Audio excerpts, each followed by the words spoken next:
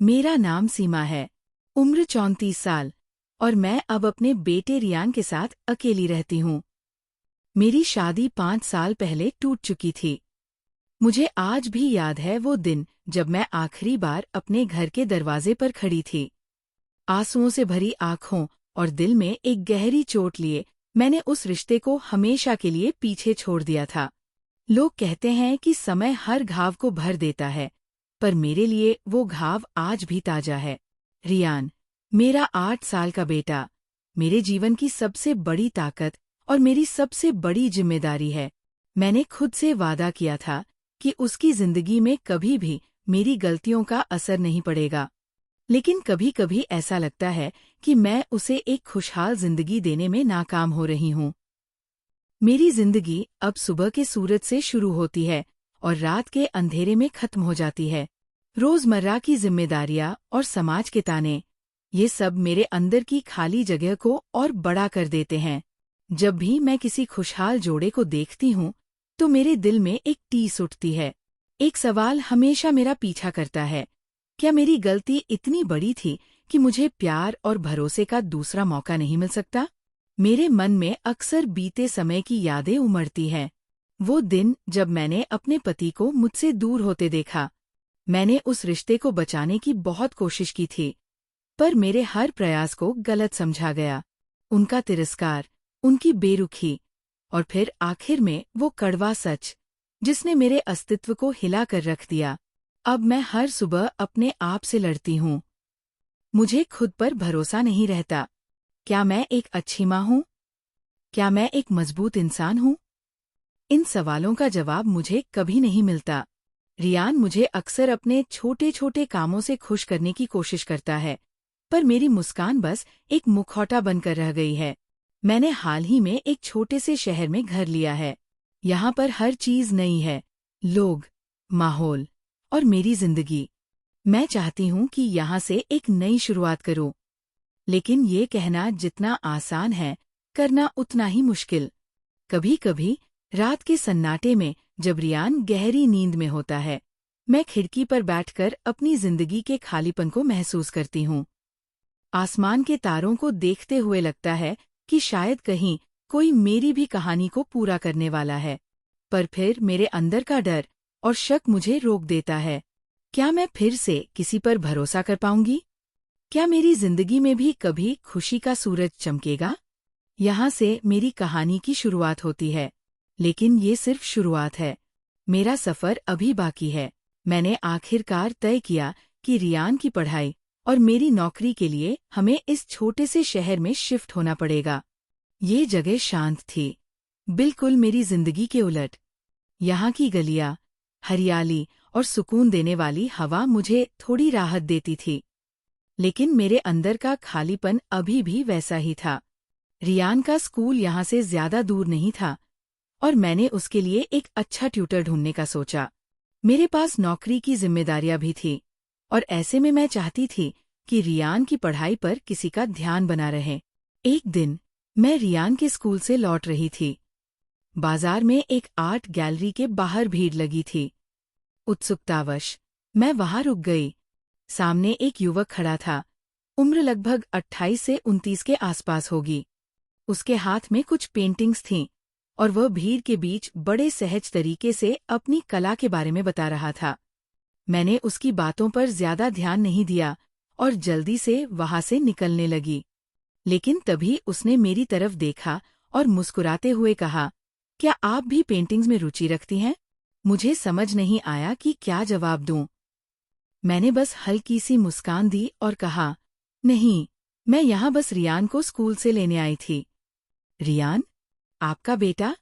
उसने सहजता से पूछा। हाँ, मैंने थोड़ा संकोच के साथ जवाब दिया। अच्छा है, मैं बच्चों के लिए एक वर्कशॉप आयोजित कर रहा हूँ। अगर आपको लगे कि रियान को इसमें दिलचस्पी हो सकती है, तो आप उसे लेकर आ सकती है। मैंने सिर्फ सिर हिला दिया और जल्दी से वहां से निकल गई। वह युवक मुझे थोड़ा अजीब और अलगसा लगा। उसकी आंखों में एक अजीब सी चमक थी, जैसे वो हर चीज को एक नई उम्मीद से देखता हो।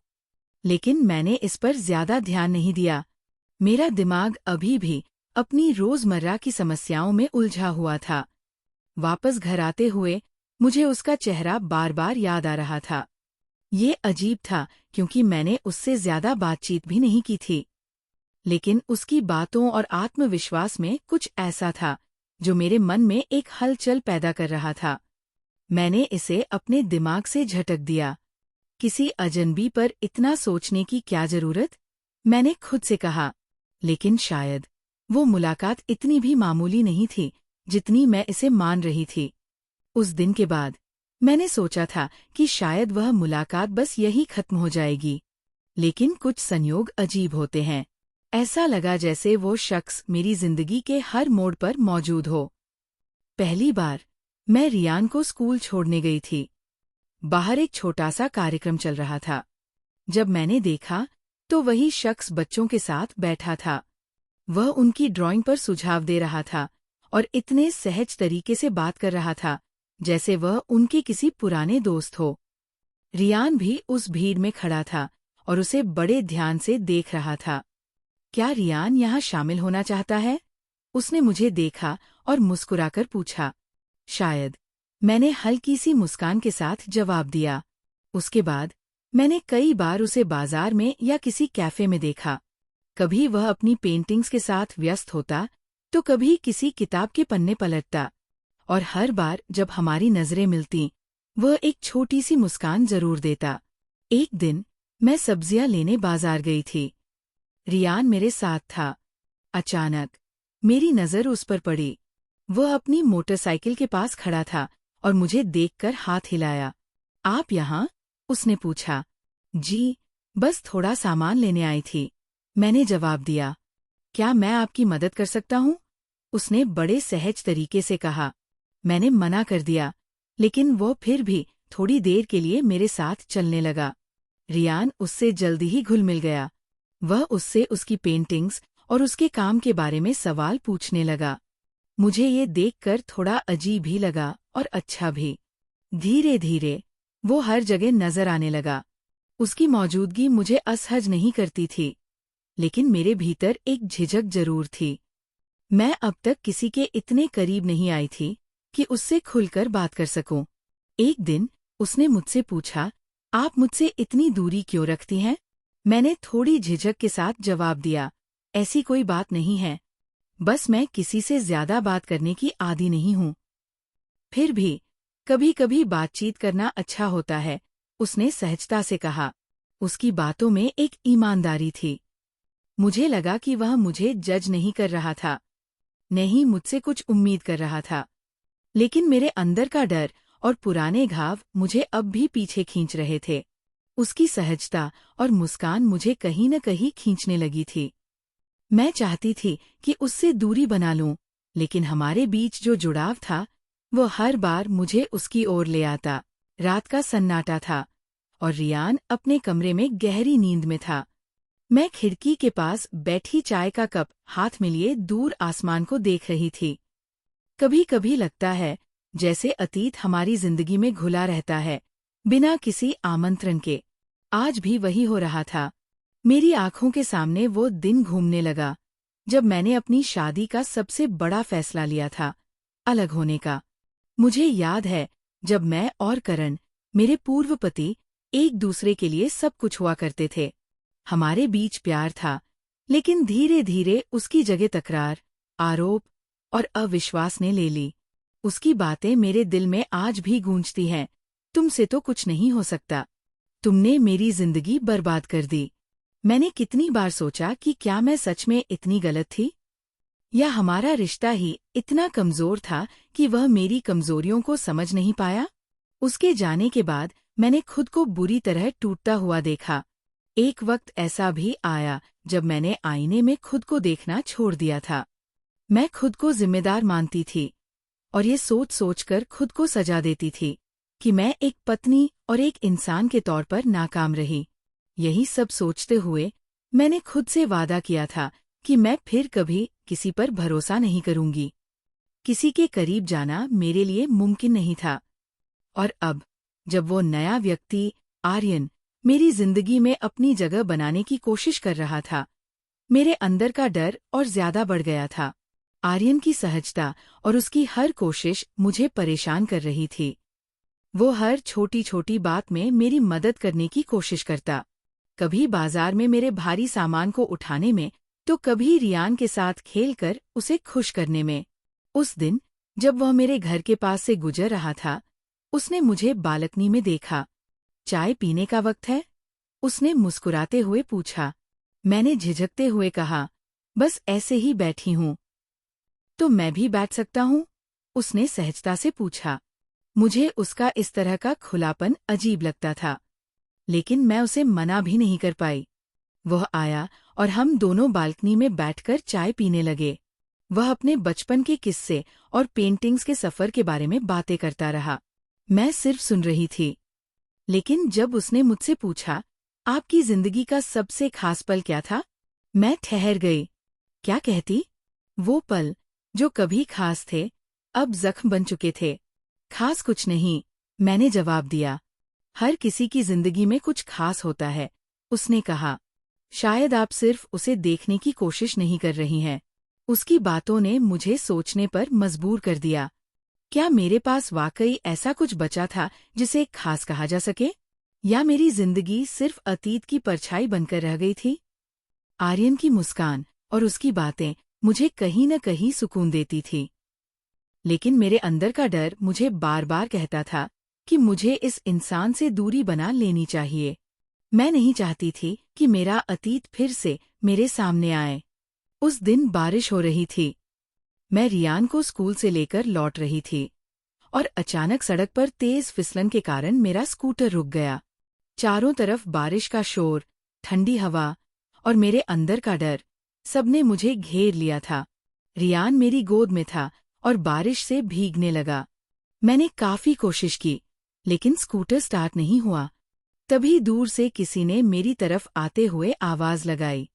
क्या हुआ? स्कूटर खराब हो गया? जब मैंने सिर उठाकर देखा, तो वो आर्यन था। हाँ, लगता है पेट्रोल खत्म हो गया है, मैंने असहाय होकर कहा। कोई बात नहीं, मैं मदद कर देता हूँ। उसने रियान को अपनी जैकेट ओढ़ाई और कहा, आप दोनों यहाँ रुकिए, मैं नजदीक के पेट्रोल पंप से कुछ लाता हूँ। मैंने उसे मना करने की कोशिश की, लेकिन वो नहीं माना। वो वापस आया, स्कूटर में पेट्रोल डाला और मुझे घर तक छोड़ने की पेशकश की। आपका शुक्रिया, लेकिन मैं अकेले ही संभाल लूंगी, मैंने कहा। बारिश में आपका अकेले लौटना सही नहीं है। अगर आपको दिक्कत नहीं है, तो मैं आपके साथ चल सकता हूँ, उसने बड़े सादगी से कहा। हम दोनों चुपचाप घर लौटे। रास्ते में उसने हल्की फुल्की बातें की, अपने पेंटिंग्स की, अपने संघर्षों की। उसने बताया कि कैसे उसने अपना परिवार छोड़ा ताकि अपने सपने पूरे कर सके। शायद मैं सफल नहीं हो पाया हूँ, उसने कहा, लेकिन कोशिश करना कभी नहीं छोड़ा। उसकी बातों में सच्चाई और सादगी थी। पहली बार मैंने किसी और के दर्द और संघर्ष को महसूस किया। उसके शब्दों ने मेरे दिल में हलचल मचाई। शायद पहली बार मुझे किसी अजनबी के लिए चिंता हुई।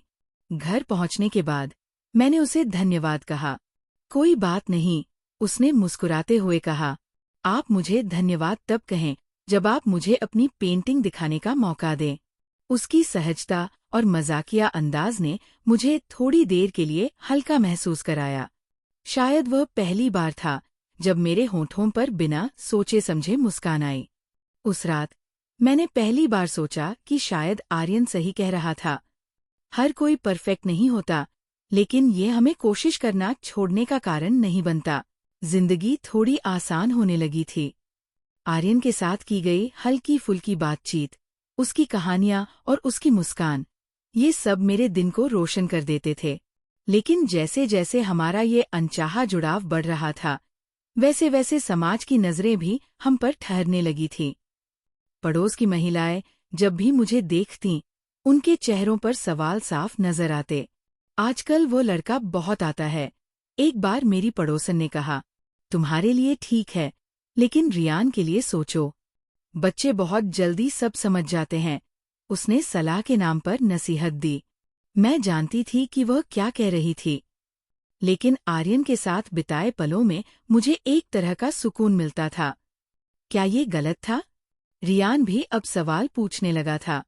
माँ, वो अंकल कौन है? वो हमारे साथ हर जगह क्यों आते हैं? उसकी मासूमियत मुझे अंदर तक झकझोर देती थी।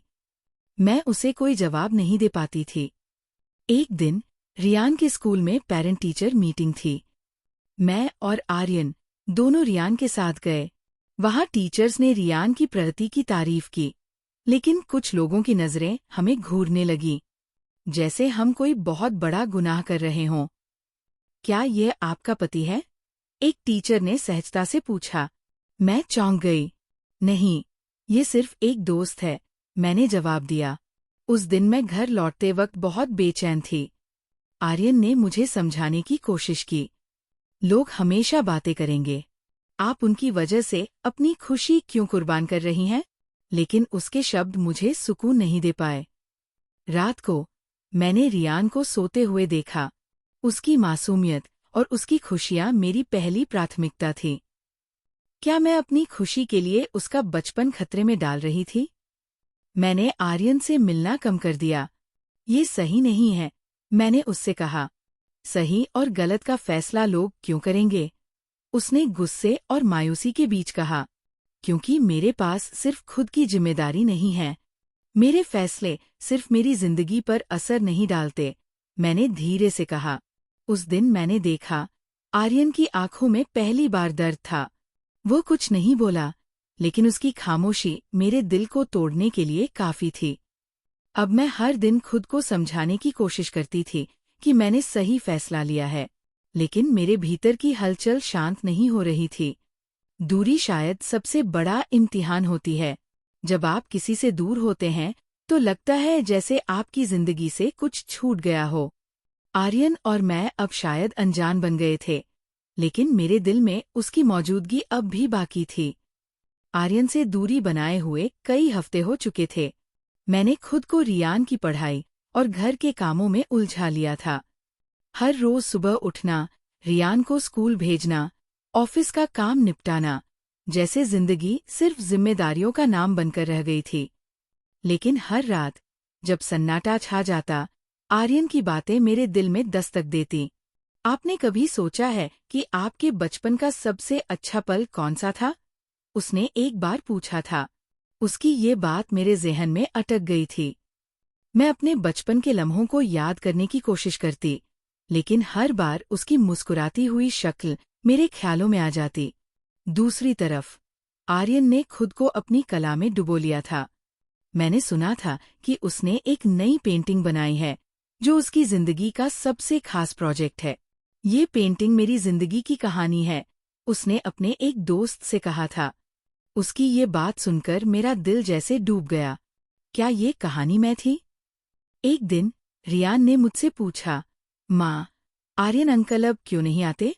मैंने झूठी मुस्कान के साथ जवाब दिया, वो बहुत बिजी है, उनके पास काम है। लेकिन मेरी ये बात खुद मुझे भी सच्ची नहीं लगी। उस रात जब मैं अपने कमरे में बैठी थी, मेरे फोन पर एक मैसेज आया। आपकी पसंद की किताब का नया एडिशन आया है, अगर चाहे तो मैं आपके लिए ला सकता हूँ। ये आर्यन का मैसेज था। मैंने मैसेज देखा, लेकिन जवाब नहीं दिया। आर्यन की पेंटिंग की प्रदर्शनी हो रही थी। मैंने चुपके से ऑनलाइन देखा। उसकी हर पेंटिंग में एक कहानी छिपी थी। लेकिन एक पेंटिंग ने मेरा ध्यान खींचा। एक महिला जो खिड़की से बाहर बारिश को देख रही थी। उसके चेहरे पर उदासी थी, लेकिन उसकी आंखों में उम्मीद की हल्की झलक थी। मैंने तस्वीर को देर तक देखा। ये मैं थी। नहीं, ये सिर्फ एक पेंटिंग नहीं थी। ये आर्यन की नज़रों से मेरी कहानी थी। एक दिन स्कूल से रियान घर लौटा और उसके हाथ में एक पुरस्कार था। माँ, देखो, मुझे बेस्ट स्टूडेंट का अवार्ड मिला है। वो खुशी से चिल्लाया, उसकी आंखों में चमक थी। मैंने उसे गले लगा लिया और मेरी आंखों में अचानक आंसू आ गए। ये आंसू खुशी के थे, लेकिन साथ ही डर और असमंजस के भी थे। रियान ने पुरस्कार की ओर इशारा करते हुए कहा, ये मेरे लिए है, माँ। आपने जो कभी मुझे उम्मीद दी थी, वही मुझे यहाँ तक ले आई। मेरे दिल में जो कसक थी वो धीरे धीरे हल्की होने लगी। क्या मैं वाकई अपने बच्चे और खुद के लिए कुछ और नहीं कर सकती थी? क्या मैंने अपनी जिंदगी को सिर्फ जिम्मेदारियों तक सीमित कर लिया था? रियान का ये अवार्ड मेरे लिए किसी जश्न से कम नहीं था। ये मेरे अंदर एक नई उम्मीद का बीज बोने जैसा था। क्या मैं अपनी जिंदगी को फिर से प्यार और खुशी से भर सकती थी? क्या मैं अपनी भूलों से उबरकर एक दूसरा मौका पा सकती थी? आर्यन के बारे में सोचते हुए मैंने खुद से पूछा, क्या वो सच में मेरी जिंदगी का हिस्सा बन सकता है? लेकिन तुरंत ही मेरी आंखों के सामने समाज के सवाल, परिवार की उम्मीदें और रियान की चिंता घूमने लगी। मैं खुद को असमंजस में पाती थी। एक ओर प्यार की ओर खींचता था, तो दूसरी ओर जिम्मेदारियों की चेन मुझे बांधे रखती थी। आर्यन का चेहरा मेरी आंखों के सामने था। उसकी मुस्कान, उसकी बातें, सब कुछ ऐसा था जैसे वह मेरे भीतर एक हलचल पैदा करता हो। क्या वो सच में मेरे लिए और रियान के लिए सही था? क्या मेरी दिल की चाहत अब मेरे परिवार की खुशियों से ऊपर जा सकती थी? वह दिन मेरे लिए किसी रहस्य की तरह था। दिल और दिमाग दोनों में द्वंद्व था। क्या सच में कोई दूसरा मौका मिल सकता है? क्या मैं अपनी जिंदगी को किसी और रूप में जी सकती थी? उस दिन आर्यन ने मुझे अपने स्टूडियो पर बुलाया। मुझे तुम्हारा नजरिया चाहिए, कुछ खास बनाने की कोशिश कर रहा हूँ, उसने कहा। मैं जानती थी कि वह मुझे सिर्फ अपनी पेंटिंग दिखाने के लिए नहीं बुला रहा था, बल्कि उसके भीतर कुछ और था, कुछ ऐसा जो वह मुझे बताना चाहता था।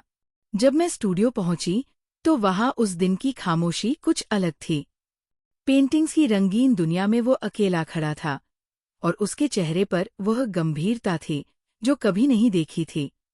क्या तुम जानती हो, उसने कहा, मैंने अपनी सारी पेंटिंग्स में एक ही सवाल पूछा है, क्या हम अपने डर और समाज के दबाव को छोड़कर प्यार और अपने सपनों के लिए आगे बढ़ सकते हैं? मैं चुप रही। उसकी बातें मेरी धड़कन को तेज कर रही थी। उसकी आंखों में एक उम्मीद थी, लेकिन वह उम्मीद मुझे डराती थी। क्या मैं अपने अतीत को भूल सकती थी? क्या मैं वह कदम उठा सकती थी जो मुझे डर से बहुत दूर ले जाता था? तुम बहुत कुछ बदल चुकी हो, और मुझे लगता है कि तुम जानती हो, उसने धीरे से कहा। क्या तुम मेरे साथ अपनी नई शुरुआत को अपनाओगी? वह सवाल मेरे भीतर गूंज रहा था। मेरे दिल में एक उथल-पुथल थी। एक ओर रियान की मासूमियत थी, दूसरी ओर समाज की वो बंदिशें जो कभी नहीं खत्म होती। क्या मैं अपनी खुशी के लिए उसे छोड़ सकती थी? क्या मुझे अपने डर से पार पाना चाहिए? उसकी आंखों में जो उम्मीद थी, वही मेरी आंखों में अब सवाल बन गई थी। क्या मैं सच में अपने दिल की बात सुन सकती थी, या फिर हर बार की तरह समाज और जिम्मेदारियों के दबाव से पीछे हट जाऊंगी? तुम जानती हो कि मैं तुम्हारे साथ हूँ, उसने कहा, लेकिन मैं चाहता हूँ कि तुम खुद से ये सवाल पूछो, क्या तुम अपने डर को छोड़ने के लिए तैयार हो? मैंने गहरी सांस ली। एक और पल, और मेरी पूरी दुनिया बदल सकती थी।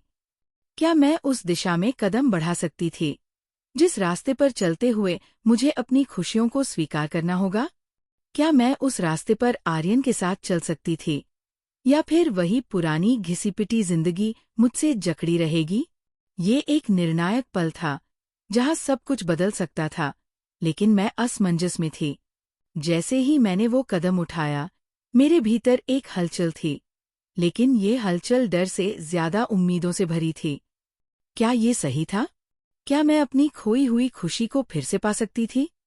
क्या मैं आर्यन के साथ एक नई शुरुआत कर सकती थी? मैंने उस दिन कई घंटों तक सोचा। रियान की मुस्कान, समाज की बातें, मेरे डर, सब कुछ मेरे भीतर से गुजर चुका था। लेकिन इस बार मैंने खुद से कहा, अगर मैं अपनी खुशी के लिए नहीं जी सकती, तो मैं अपने बच्चों के लिए भी पूरी नहीं रह पाऊंगी।